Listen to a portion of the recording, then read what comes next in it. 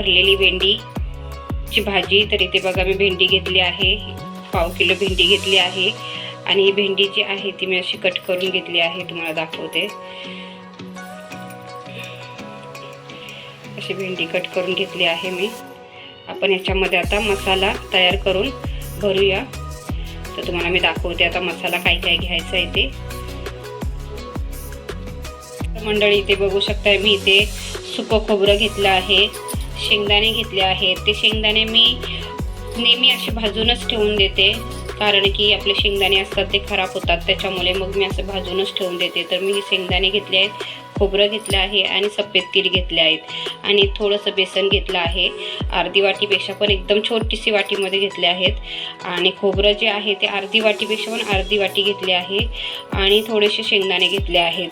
तर मी आता हे काय करणार आहे तुम्हाला दाखवते। तर इथे मी पॅन गरम करायला ठेवला आहे। आता आपल्याला ह्याच्यामध्ये खोबरं जे आहे ते भाजून घ्यायचं आहे चांगलं।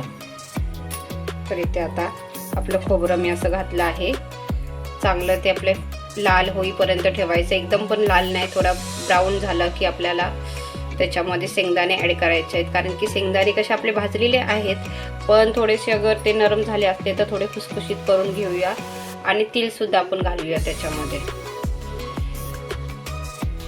इथे आपलं खोबरं जे आहे ते असं लाल झालेलं आहे। तर आता याच्यामध्ये आपण घालायचे आहेत शेंगदाणे। तिथे शेंगदाणे सुद्धा घातले आहेत।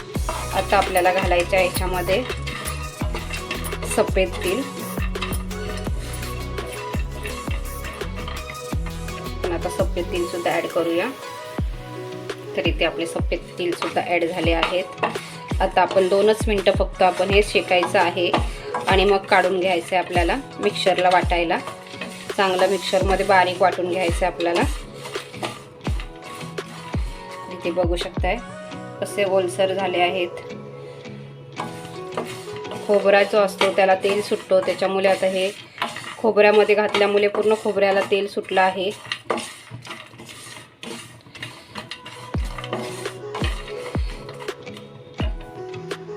तर इथे आपला आता गॅस आहे तो ऑफ करूया आणि आपण हे काढून घेऊया मिक्सरमध्ये वाटायला। तर इथे आता आपल्याला जे बेसन घेतलं आहे ते थोडंसं गरम करून घ्यायचं आहे। थोडंसंच घ्यायचं आहे आपल्याला बेसन, जास्ती पण नाही घ्यायचं आहे। इथे असं बेसन भाजून घेऊया आपण।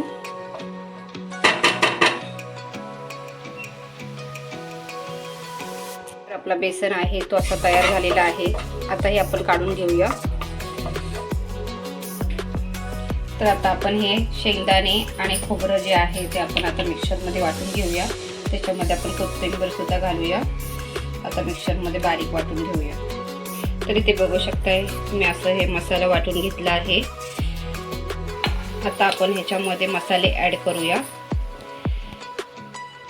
तर इथे बघू शकताय मसाले, लाल तिखट आहे, गरम मसाला आहे, मीठ आहे, हळदी पावडर आहे, हे सुद्धा आपल्या घरातलंच वाटलेला मसाला आहे, गरम धना पावडर, हिंग। आता हे सगळे मसाले आपण ॲड करूया।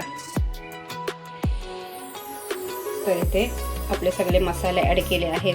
थोडंसं आलं लसूणची पेस्ट घालूया, थोडंसं अर्धा लिंबू घालूया। तुमच्याकडे जर आमचूर पावडर असली तर तुम्ही आमचूर पावडर सुद्धा घालू शकताय। तर आता इथे आपण एवढं लिंबू घालूया, जास्ती नाही घालायचं, थोडंसंच घालायचं आहे। आता आपण घालूया याच्यामध्ये बेसन। तर आता इथे सगळं आपण हे मिक्स करून घेऊया।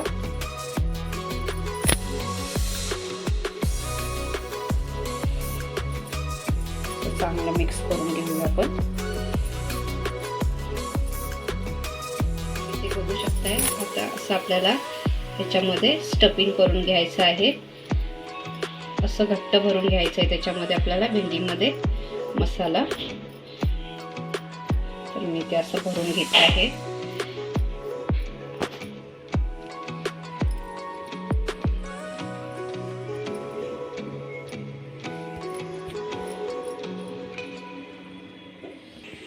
तर इथे बघू शकताय असं व्यवस्थित भरून घ्यायचं, म्हणजे मसाला जे आहे ते बाहेर निघणार नाही, आतमध्येच राहणार। बाहेर निघाला तर मग मजा पण नाही येत। तर इथे असं दाबून घ्यायचं.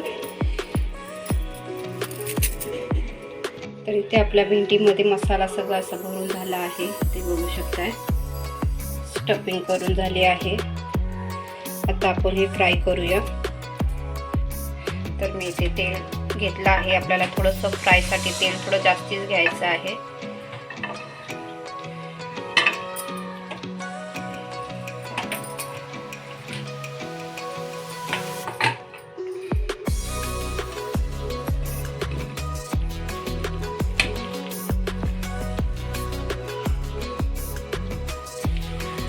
तर इथे आपली भेंडी जी आहे ती मी अशी फ्राय करायला ठेवली आहे. आता आपल्याला काय करायचं आहे, फक्त 10 मिनिटं आपल्याला झाकण ठेवायचं आहे. जास्ती आपल्याला झाकण नाही ठेवायचं, नाही तर काय होतं भेंडीला पाणी सुटतं. त्याच्यामुळे भेंड्याची भाजीवरती आपण कधीच झाकण नाही ठेवायचं. पण इथे आपल्याला थोडं पाणी सुटण्यासाठी फक्त आपल्याला 10 मिनिटच ढाकून ठेवायचं आहे. तर इथे मी झाकण ठेवून देते. तर आता आपण इथे खोलून बघूया. आता आपल्याला झाकण नाही ठेवायचं आहे.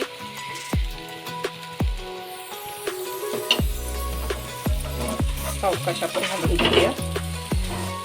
एकदम ओली झाली आहे आपली भेंडी. तर आता आपल्याला इथे झाकण नाही ठेवायचं आहे.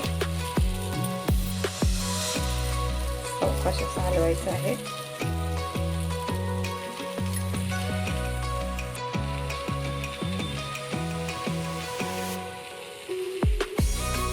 बघू शकताय आपली भेंडी जी आहे ती थोडी तरी आपली फ्राय झाली आहे. ते बघू शकताय.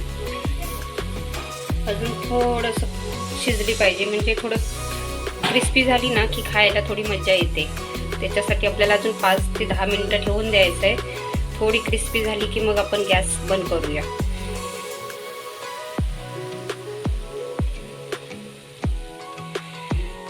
तर इथे बघू शकताय आपली भेंडी जी आहे ती पूर्ण आता तयार झाली आहे.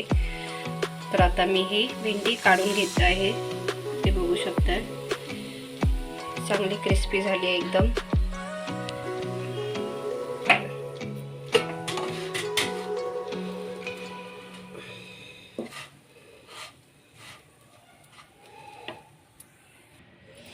तर इथे बघू शकताय मंडळी आपली भेंडी भरलेली कशी झाली आहे ती.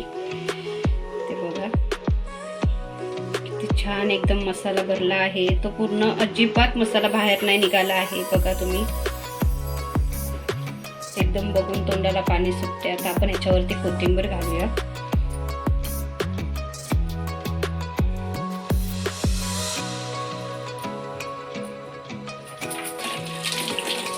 तर मंडळी बघा ही आजची रेसिपी तुम्हाला ही छोटीशी कशी वाटते ते नक्की मला कमेंट करून सांगा.